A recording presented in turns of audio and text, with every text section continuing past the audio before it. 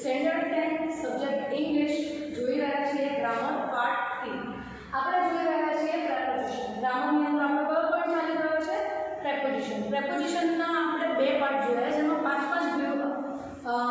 Preposition આપણે શીખ્યા. Total આપણે 10 પ્રેપોઝિશન શીખ્યા. આજે આપણે શીખવા જઈ રહ્યા છીએ અનધર ફર્ધર. બરાબર, તો ચલો શરૂ કરીએ પ્રેપોઝિશન પાર્ટ 3.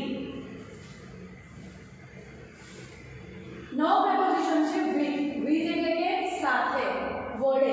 આપણે આ અમુક પ્રેપોઝિશન ખૂબ જ સારી રીતે જાણતા છીએ. ચલો જોઈએ એનો ઉપયોગ શું થાય છે. કોઈ વ્યક્તિનું અન્ય વ્યક્તિ સાથે જવું તે અર્થમાં with નો ઉપયોગ થાય છે.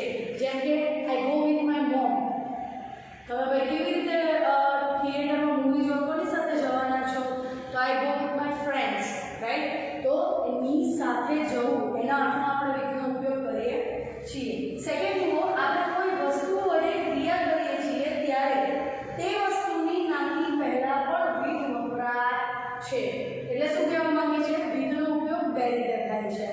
એક, આપણે કોઈ વ્યક્તિ સાથે જતા હોઈએ ત્યારે, અને બીજું કે આપણે કોઈ વસ્તુનો ઉપયોગ કરીને આપણે એનું કામ કરતા હોય ત્યારે. જેમ કે I cook with myself, એટલે કે હું મારી જાતે રસોઈ બનાવું છું. I write with my pen, હું મારી પેન વડે લખું છું, રાઈટ? ચલો એક્ઝામ્પલમાં આપણે જોઈએ. This man draws a picture with the brush. આ વ્યક્તિ ચિત્ર બ્રશ વડે દોરે છે. બરાબર? તો અહીંયા with નો ઉપયોગ કરો. વ્યક્તિ શેનાથી ડ્રો કરે છે? શેના વડે ડ્રો કરે છે? હાથેથી કરે છે, બ્રશથી કરે છે કે સ્કેચ પેનથી કરે છે? એ કેવી રીતે ખબર પડશે? તો માણસ અને બ્રશ સાથેનો સંબંધ દર્શાવે છે. માણસ બ્રશ વડે ચિત્ર દોરે છે. બરાબર? My uncle goes to the office with his friend. મારા અંકલ ઓફિસ કેવી રીતે જાય છે? કોની સાથે જાય છે? તો જવાબ શું મળશે? His friend. તો શું થાય? મારા અંકલ તેના મિત્ર સાથે ઓફિસ જાય છે. તો આપણે ઉપર રહેલા બંને વાક્યને ફૂલફિલ કરતા એક્ઝામ્પલ લખ્યા. સાથે હું સિમ્પલ એક્ઝામ્પલ પણ સમજાયું કે I write with my pen. હું મારા પેન વડે લખું છું. Okay, I will go with my friends to the theatre. હું મારા મિત્રો સાથે થિયેટર જઈશ. ઓકે, તો ઇઝી છે બધું, કંઈ જ અઘરું નથી. તમને તમારી આસપાસથી જ વાક્યો મળી રહે છે. બરાબર? ચલો 12મું પ્રેપોઝિશન જોઈએ. ઓફ. ઓફ એટલે નો, ની, નું, ના તેનો અર્થ થાય છે. જોઈએ, જ્યારે કોઈ વ્યક્તિ, પશુ, પક્ષી કે વસ્તુની માલિકીનો સંબંધ દર્શાવતો હોય ત્યારે શેનો ઉપયોગ થાય છે? ઓફ. એટલે આપણે કોઈ પણ વ્યક્તિ, વસ્તુ કે પશુ સાથે આપણો સંબંધ દર્શાવવો હોય તો આપણે શેનો ઉપયોગ કરીએ છીએ? ઓફ. બરાબર? સેકન્ડ, જ્યારે કોઈ વ્યક્તિનું કોઈ રોગના કારણે મૃત્યુ થયું હોય ત્યારે ડાય કે ડાઈડ પછી ઓફનો ઉપયોગ થાય છે. બરાબર? જેમ કે આપણે એને કીધા હી ડાઈડ ઓફ ટીબી, કે ભાઈ તે ટીબીના કારણે મરી ગયો. ને કારણે ઓફનો ઉપયોગ શું થાય છે? નો, ની, નું, ના, ને. બરાબર? તો તે શેના કારણે મરી ગયો? ટીબી ના કારણે. ના શબ્દ આવ્યો. બરાબર? ચલો એક્ઝામ્પલમાં જોઈએ. કોઈ વ્યક્તિ વિશિષ્ટ પ્રકારનો શોખ દર્શાવવા માટે ફંડ પછી ઓફનો ઉપયોગ થાય છે. ફંડ એટલે એકત્રિત કરવું કે એની વિશિષ્ટતા દર્શાવે છે. એક્ઝામ્પલ જોઈએ. હી ડાઈડ ઓફ COVID-19. તે કયા રોગના કારણે મર્યો? કોરોનાના કારણે, COVID-19 ના કારણે. શી ફંડ ઓફ ફ્લાવર. તેને ફૂલોનો ખૂબ જ શોખ છે. એક વિશિષ્ટ પ્રકારનો શોખ છે. અમુકને ટિકિટ કલેક્શનનો શોખ હોય, કોઈન કલેક્શનનો શોખ હોય, સ્ટીકર કલેક્શનનો શોખ હોય. બરાબર? જેમ કે આપણે એવું કહી શકીએ કે શી ફંડ ઓફ મ્યુઝિક, કે તેને મ્યુઝિકનો ખૂબ જ શોખ છે, વિશિષ્ટ પ્રકારનો શોખ છે. એવું પણ કહી શકીએ. અહીંયા ફ્લાવર્સની જગ્યાએ તમે ગમે તે વર્ડ વાપરી શકો છો. ફ્લાવર્સ છે, મ્યુઝિક છે, ફૂડ. અમુક લોકો ફૂડના પણ શોખીન હોય જેને આપણે ફૂડીઝ કહીએ, right? All the members of the group want holiday. કે જેટલા બી ગ્રુપના મેમ્બર છે તે લોકોને શું જોઈએ છીએ? છુટ્ટી. શું જોઈએ છે? છુટ્ટી. તો ઓફનો 3 રીતે ઉપયોગ થયો. અહીંયા રોગના કારણે મૃત્યુ થયું તે દર્શાવે છે. બીજું, કોઈ વિશિષ્ટ પ્રકારનો શોખ હોય ત્યારે. અને ત્રીજું, કે જ્યારે કોઈ માલિક કે વસ્તુનો સંબંધ દર્શાવતો હોય ત્યારે. તો all the members of the group. તો ઓલ ધ મેમ્બર્સ એટલે બધા મેમ્બર્સ જે પણ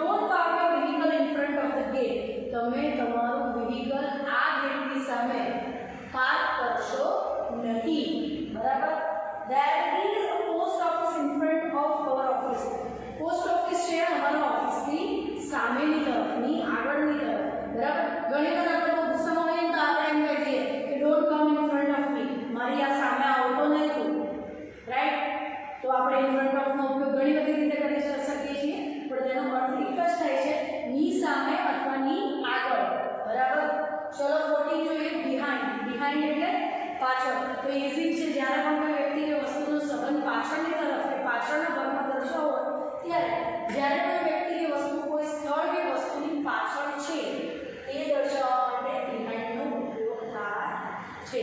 જેમ કે વિચારો, the board is hanging behind me, કે બોર્ડ મારી પાછળ લટકેલું છે અથવા લટકાવવામાં આવ્યું છે. આ લાઈવ ઉદાહરણ છે. મેં પહેલા જ કીધું કે ગ્રામરની અંદર વાક્યો જે છે એ તમને તમારા આસપાસથી કે રોજિંદા જીવનમાંથી જ મળી આવે છે. તમારે ખાલી એને સમજવાના રહે છે. ગ્રામર અઘરું નથી મિત્રો, ખૂબ જ ઇઝી છે, પણ એના નિયમો ખાલી તમારે જાણતા હોવા જોઈએ. બાકી વાક્ય અને સેન્ટેન્સીસ આપણને આરામથી મળી જાય છે. ચલો એક્ઝામ્પલ જોઈએ.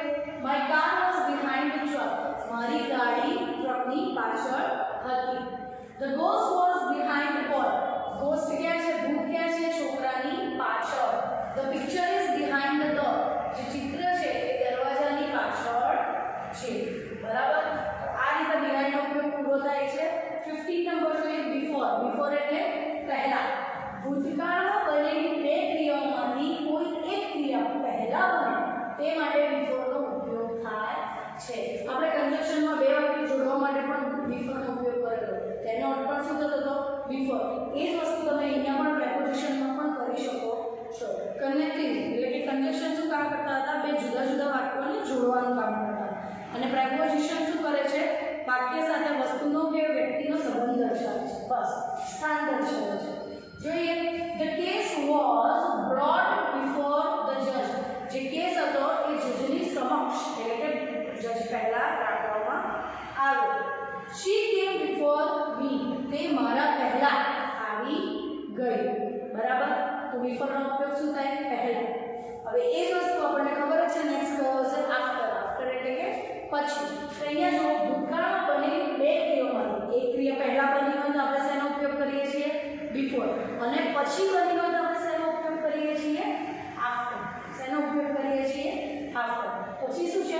કોઈ વ્યક્તિ કે પ્રાણીની બીજી વ્યક્તિ કે પશુની પાછળ જવાની દોડવાની ગતિને દર્શાવવા માટે આફ્ટરનો ઉપયોગ થાય છે. આ જ આપણે થોડું સમજી લઈએ. લખવામાં થોડું અટપટું લાગે છે પણ સમજીશું તો ખૂબ જ ઇઝી લાગશે. શું છે કે કોઈ વ્યક્તિ અને પશુ કે પ્રાણીની પાછળ જવાની ગતિ દર્શાવવા માટે એટલે કે દોડવાની ગતિ દર્શાવવા માટે આપણે આફ્ટરનો ઉપયોગ કરીએ. જેમ કે આપણે ચાલતા ચાલતા જતા હોય અને કૂતરું આપણા પાછળ અચાનક દોડવાનું ચાલુ કરે તો આપણે શું કરીએ? દોડીએ અથવા એનાથી બચીએ. આપણે આગળ દોડીએ, કૂતરું આપણી પાછળ દોડીએ. કૂતરાની પાછળ દોડવાની ક્રિયાને આપણે શું કરીએ? આફ્ટર. શેનો ઉપયોગ કરીએ? આફ્ટર.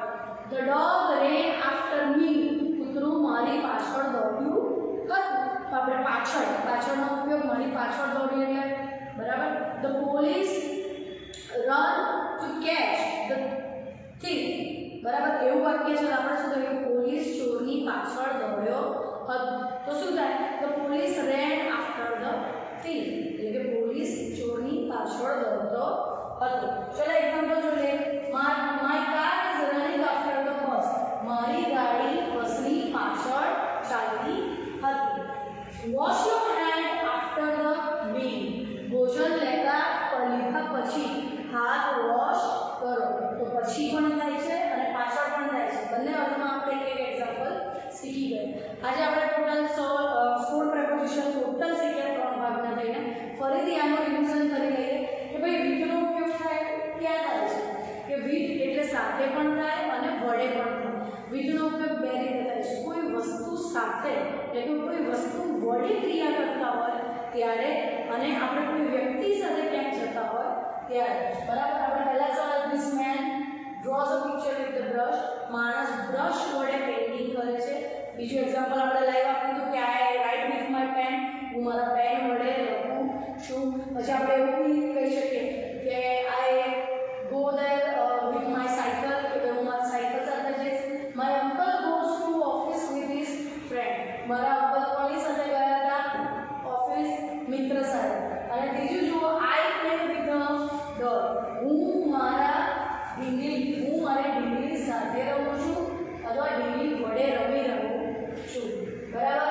પછી જુઓ, ઓફ બ્લૂની ગુના, કોઈ વ્યક્તિને કે વસ્તુને માલિકી દર્શાવવા માટે. અને બીજું, કોઈ રોગના કારણે મૃત્યુ થયું હોય ત્યારે. અને ત્રીજું, કોઈ વસ્તુ કે વ્યક્તિની કોઈ વ્યક્તિ કે વસ્તુ સાથેનો વિશિષ્ટતા દર્શાવી ત્યારે બરાબર શું છે અહીંયા સંબંધ દર્શાવવા માટે આપણે શું કહીએ કે all the nation of the world wants peace કે જેટલા બી વિશ્વના રાષ્ટ્ર છે એ શું ઈચ્છે છે શાંતિ ઈચ્છે છે ઓકે તો ઓફ પીસ શાંતિ ઈચ્છે પછી he died of TB અથવા he died of cancer તે કેન્સરના રોગના કારણે મૃત્યુ પામ્યો રાઈટ અને સેકન્ડ આપણે કીધું she fond of flowers એની જગ્યાએ she fond of music she fond of food she fond of dance કઈ પણ તમે યુઝ કરી શકો જે બી હોબીમાં આવતું હોય હોબી ફંડ ઓફ પછી યુઝ કરી શકો છો બરાબર ચલો જોઈએ પછી ઇન ફ્રન્ટ ઓફ એટલે સામે તમે બહુ બધી જગ્યાએ ગેટની આગળ લખેલું બોર્ડ મારેલું જોયું હશે કે don't park your vehicle in front of the ગેટની સામે શું કરો વ્હીકલ પાર્ક કરશો નહીં અજ્ઞાત વાક્ય છે પછી બીજું છે there is a post office in front of the gate તમે પહેલા ડેટા આપતા હતા એ ડેટા તમને મેપ આપ્યો એ મેપના ઉપરથી તમારે વાક્ય બનાવવાના તો એમાં બી તમે ઘણી વખત લખતા હશો આનાથી આપણે એવું બી લખી શકીએ there is a mall in front of my house કે મારા ઘરની સામેની તરફ શું છે એ મોલ છે અને બીજું લાઈવ એક્ઝામ્પલ આપ્યું કે ભાઈ don't come in front of me મારી સામે આવતો જ નહીં બરાબર પછી બિહાઇન્ડ એટલે પાછળ આપણે ખબર જ છે બિહાઇન્ડ એટલે પાછળ she is standing behind me તે મારી પાછળ ઊભી છે બરાબર પછી બીજું કે the picture is behind the door કે ચિત્ર દરવાજાની પાછળ છે before એટલે કે પહેલા આપણે કીધું છે wash your hand before the meal ભોજન લેતા પહેલા હાથ ધોવો પછી કેવા આપણે ગમે તે વાક્ય અહીંયા લખી શકીએ છીએ આફ્ટર એટલે પછીની ક્રિયા દર્શાવવા માટે બરાબર એમાં લખી શકીએ કે ભાઈ wash your hand after the meal તમારા હાથ ભોજન કર્યા પછી ધોવો તો આ રીતે તમારું પ્રેપોઝિશનના આટલા ભાગ પૂરા થાય છે નેક્સ્ટ વિડીયોમાં બીજા ભાગ શીખીશું હેલો વિદ્યાર્થી મિત્રો welcome to Santosh international school standard 10 subject English preposition part 4 આપણે પાર્ટ 3 સુધી prepositions જોઈ ગયા જેમાં આપણે અલગ અલગ prepositionનો ઉપયોગ જાણ્યો અલગ અલગ prepositionનો ઉપયોગ કઈ રીતે થાય છે આપણે એક્ઝામ્પલ સાથે જોયું તો ચલો શરૂ કરીએ preposition part 4 subject English grammar okay ચલો 17 નંબર છે આપણો prepositionનો at એટલે તરફ at નો ઉપયોગ મોટા ભાગે સમય કે જગ્યા દર્શાવવા માટે થાય છે આપણે ઘણી વખત એમ કહેતા હોય કે meet you at the market હું તને માર્કેટમાં કે બજારમાં મળીશ તો આપણે સ્થાન દર્શાવીએ છીએ માર્કેટ શું છે સ્થાન તો એ તરફનો આપણે સંબંધ દર્શાવીએ છીએ કોઈ નાના શહેર કે ગામડાની વાત થાય ત્યારે પણ એટનો ઉપયોગ થાય છે જેમ કે આઈ લીવ એટ બારડોલી હું બારડોલીની અંદર રહું છું પરંતુ મોટા શહેર અને દેશોના સંદર્ભમાં વાત થતી હોય ત્યારે ઈ વપરાય છે એવું ગામડા સ્પેસિફાઈ કર્યું છે કે એટનો ઉપયોગ ક્યારે જ્યારે ગામડાનું નામ આવે ત્યારે example he was born at લાખોડ તે લાખોડમાં જન્મ્યો હતો વિધિ came at 12 o'clock પરફેક્ટ સમય બતાવે છે કે વિધિ 12 વાગે આવશે સોરી આવી હતી we meet at the cinema આપણે ક્યાં મળીશું સિનેમા હોલમાં we live in બારડોલી જો હવે બોમ્બે શું આવ્યું બોમ્બે મોટી સિટીનું નામ આવ્યું મેટ્રો સિટી તો આપણે શેનો ઉપયોગ કર્યો in ત્યારે એટનો ઉપયોગ થશે નહીં આટલું ધ્યાન રાખજો તમે કે ભાઈ ગામડાનું અને શહેરોની વાત કરી છે અહીંયા ગામડાની વાત કે શહેરનું નામ આગળ આવે પણ જે મોટા મોટા શહેરો કે દેશ હોય છે તેની અંદર એનો ઉપયોગ થતો નથી ઓકે ચલો અપ એટલે ઉપર અપ ડાઉન આપણે ટીચર નાના હતા ત્યારે ઇન્સ્ટ્રક્શન આવતા હતા હેન્ડ્સ અપ તો આપણે હાથ ઉપર કરતા રાઈટ આ ગતિ સૂચવતા ક્રિયાપદ સાથે ઉપરના સંદર્ભમાં દર્શાવે છે જેમ કે the rocket flu of the sky એટલે કે રોકેટ ક્યાં ચડી ગયું એકદમ ઉપર આકાશમાં ઊંચે આકાશમાં જુઓ તો વોક અપ ધ સ્ટેર્સ એટલે કે દાદરિયા સીડી ચડો લુક અપ ઉપર જુઓ Helen often got up to ask a question Helen હંમેશા પ્રશ્નને એટલે ઉપર ઉચકતી હતી મીન્સ પૂછતી હતી beside એટલે બાજુમાં બરાબર બાજુમાં અથવા નજીકના સંદર્ભમાં beside વપરાય છે એટલે બાજુના અર્થમાં beside આપણે વપરાય છે જેમ કે she stood beside me તે મારી બાજુમાં ઊભી હતી એવી રીતે I sat beside my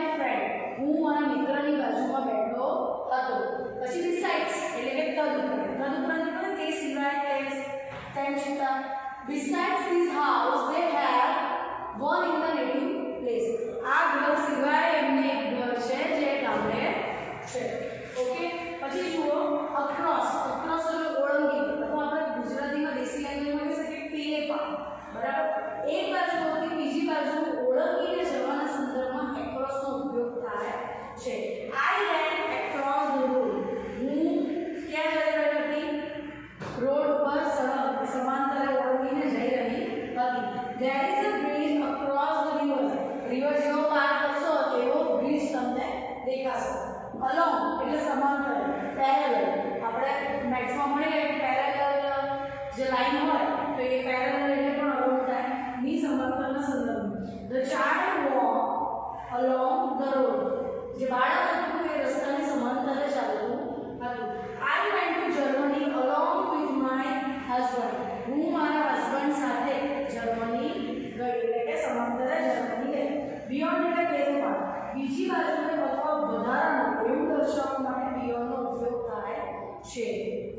બરાબર, I love my parents beyond your thought એટલે કે હું મારા માતા પિતાને તું વિચારે એ કરતા પણ વધુ પ્રેમ કરું છું.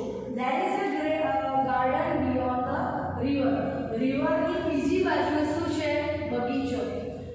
I walk beyond an hour. મેં 1 કલાકથી વધુ એટલે કે વધારે કામ કર્યું. થ્રુ એટલે માંથી પસાર થવું અથવા માંથી પસાર થવાના સંદર્ભમાં વપરાય છે. પહેલું we walk through the tunnel. અમે ટનલની અંદર થઈને માંથી પસાર થયા. He knew it through the paper. તેને આ બધી જાણકારી પેપર દ્વારા મળી એટલે કે પેપરમાંથી મળી. ટુ એટલે કે ની તરફ, ગતિ સૂચવતા ક્રિયાપદ સાથે વપરાય છે. બરાબર, જોઈ લો. દિશા went to the hospital. દિશા ક્યાં ગઈ હતી? હોસ્પિટલ તરફ. I was invited to the function. હું ફંક્શન માટે ઇન્વાઇટ થઈ. Since કોઈ ચોક્કસ સમય since દ્વારા દર્શાવવામાં આવે છે. સામાન્ય રીતે પૂર્ણ વર્તમાન કાળમાં વપરાય છે. આપણે કન્જક્શનમાં પણ શીખી ગયા અને પૂર્ણ વર્તમાન કાળમાં પણ આપણે શીખી ગયા. I have not seen him since 15 August 1990. મેં 15 ઓગસ્ટ 1999 થી જોયો નથી. ટીનો ઉપયોગ જ્યાં સુધી ત્યાં સુધી, પણ ટીન હકાર ભાવમાં એટલે કે પોઝિટિવ સેન્ટેન્સમાં વપરાય છે. જુઓ, when till I come. હું આવું ત્યાં સુધી મારી રાહ જો. અને અહીંયા until એટલે કે until નો ઉપયોગ જ્યાં સુધી ત્યાં સુધી જ થાય છે, પણ એ નકાર ભાવમાં વપરાય છે. જ્યારે પણ until નો ઉપયોગ થાય ત્યારે અંદર not, don't એવા શબ્દનો ઉપયોગ થાય છે. Don't go until I return. ક્યાંય જતો નહીં જ્યાં સુધી હું પાછું આવો નહીં. till અને until માં ડિફરન્સ શું છે કે till એ પોઝિટિવ સેન્ટેન્સ છે અને until નેગેટિવ. જ્યારે પણ until નું ઉદાહરણ આવે ત્યારે do not, was not, had not, were not એવી રીતે નકાર વાક્યનો ઉપયોગ થતો રહે છે. તો આ સાથે આપણા પ્રેપોઝિશન આજે પૂરા થાય છે અને તમને એની PDF મોકલાવી દેવામાં આવશે.